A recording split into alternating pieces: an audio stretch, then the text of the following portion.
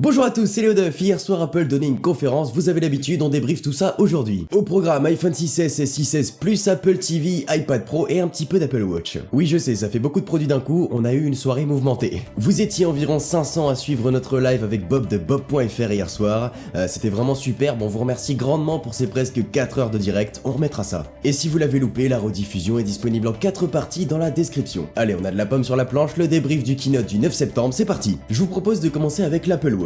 Cette partie de la conférence est passée assez vite, il n'y a pas réellement eu de nouveautés, mais tout de même 2 nouvelles couleurs pour les Apple Watch Sport, or et or rose. C'est un peu l'Apple Watch édition du pauvre et on aime ça. Sinon quelques nouveaux bracelets ont été dévoilés, signés Hermès, rien que ça. Un nouveau produit qu'on attendait depuis longtemps, l'iPad Pro est enfin là. Toujours avec une vidéo magnifique, on voit une espèce de gros iPad doté d'un écran Retina de 12,9 pouces. Et là on est vraiment sur un produit pro. Équipé d'un processeur A9X, il est destiné à du montage vidéo, photo, du graphisme ou encore de la gestion. Ce n'est donc pas la tablette qu'il faudra offrir à mamie, à moins bien sûr qu'elle veuille un grand écran et que vous ayez les moyens. Il est bien sûr équipé du Touch ID de 4 haut-parleurs et vous pouvez, si vous le souhaitez, acheter un stylet ainsi qu'un clavier. Ce Smart Keyboard a l'air vraiment intéressant, il sert aussi de Smart Cover. Décidément chez Apple tout est intelligent sauf ses haters.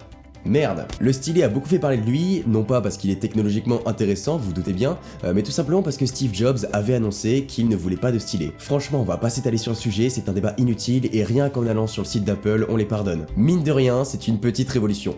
Du génie. Un clavier et un stylet seront donc disponibles pour cet iPad, mais Apple insiste bien sur le fait que c'est une tablette et non un ordinateur, et ça c'est important. Un Microsoft. C'est une tablette, c'est un ordinateur. Ah bah non, c'est les deux. Ah bah oui. L'iPad Pro tourne sous iOS et non sur macOS. Parce que quand on essaie d'adapter un OS à du tactile, ça donne Windows 8 et je veux même pas en parler. Cet iPad est réellement intéressant. Avant ça, je n'avais jamais réellement vu l'utilité que je pourrais avoir d'une tablette, mais là, avec la version Pro, j'avoue que...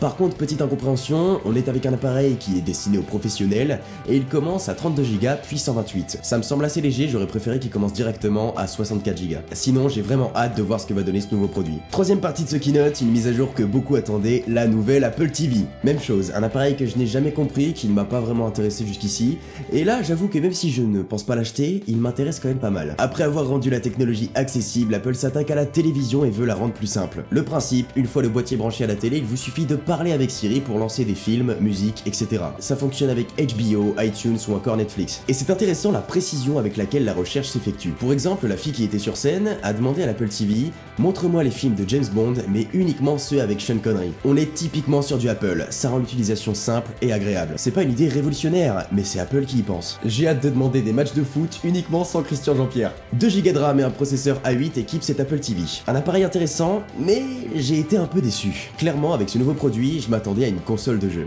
Là, on a eu des démonstrations sympathique avec des petits jeux, mais ça reste familial. En plus c'était plausible car la nouvelle télécommande possède des capteurs gyroscopiques qui permettent de détecter les mouvements que vous allez faire. De ce fait, la plupart des jeux qui seront proposés dans l'App Store fonctionneront avec ce système. Un peu à la manière de la Wii. Voire beaucoup à la manière de la Wii. Un touchpad est également intégré à la télécommande ainsi qu'un micro. Ce qui est intelligent puisque Siri vous entend depuis la manette et non pas depuis la télé qui est à 3 mètres de vous. Peut-être que je craquerai pour cette Apple TV d'ici octobre, elle sera proposée au prix de 149€.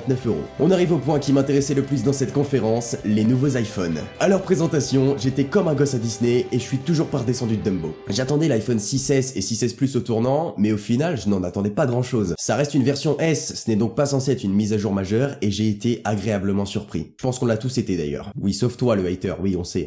Je sais pas par quoi commencer. 3D Touch.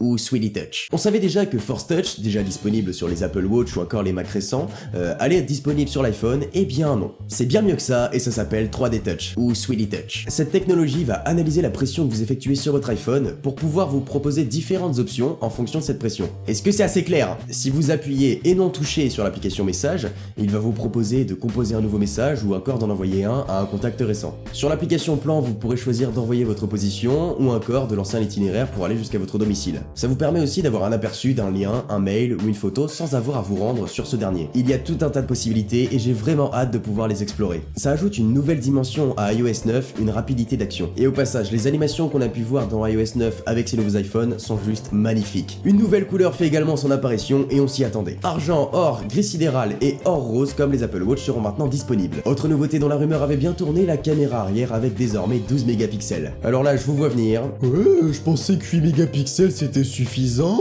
Ça l'était, ça l'est plus. Pas parce que les photos étaient trop mauvaises, bien loin de là, mais tout simplement parce que Apple souhaite améliorer sa technologie. Il sera maintenant possible avec l'iPhone de filmer en 4K. C'est pour ça qu'on va chercher les 12 mégapixels. On cherche une utilité et non juste à faire grimper le chiffre. C'est une nouveauté cool, mais que je ne vais pas utiliser. D'autant plus que ça a engendré une incompréhension pour ma part. Si on peut filmer en 4K avec son iPhone, alors pourquoi on ne peut pas lire les vidéos 4K sur l'Apple TV? C'est débile, vos vidéos 4K seront lues au format 1080p sur l'Apple TV, que vous ayez une télé 4K ou non. Parce que c'est bien le problème de la 4K, très peu de gens ont un téléviseur adapté. Mais il y en a, et si on a la possibilité de filmer en 4K, on devrait également avoir la possibilité de regarder en 4K. C'est une nouveauté que personnellement je n'attendais pas. Je n'ai pas le matériel nécessaire pour traiter de la 4K, et ça prend de la place. Le vrai avantage de la 4K, c'est de pouvoir zoomer après sur l'image sans trop de perte de qualité. Mais concrètement, je m'en fous un peu. Autre nouveauté, Live Photo m'a vraiment plu. Quand vous prendrez une photo, l'iPhone va également capturer les instants qui précèdent et suivent votre capture. Résultat, avec 3D Touch, en appuyant sur chaque cliché, il s'anime. Ainsi, votre fond d'écran pourra fonctionner de la même manière. L'objectif étant de donner vie au moment qu'on a voulu conserver. Pour ce qui est de la caméra frontale, vos selfies seront maintenant en 5 mégapixels, avec l'intégration du Retina Flash qui va venir éclairer l'écran en fonction de la lumière ambiante. De cette manière, vos photos prises avec la caméra frontale seront bien mieux éclairées,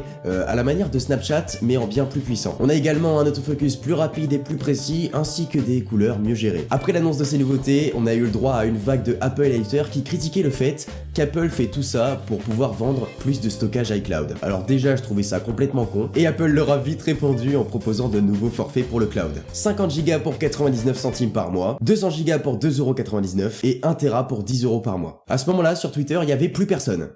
L'iPhone 6S et 6S Plus attirent vraiment mon attention. Ils seront disponibles à la précommande le 12 septembre et sortiront le 25 septembre. Pour les tarifs, on reste sur les mêmes, à savoir 749€ pour le 16 Go, 849 pour le 64, 949 pour le 128 Go et ajoutez 100€ à chaque fois pour la version Plus. Voilà, c'est globalement ce qu'il y avait à retenir pour le keynote du 9 septembre. J'ai adoré cette conférence. En plus du fait que j'étais en live avec Bob et vous, qu'il y avait pas mal de monde, il y avait peu de moments lassants dans cette conférence. Il y avait beaucoup de nouveautés et ces produits, ces changements m'ont beaucoup plu. Je pense qu'on peut le dire. Apple est de retour.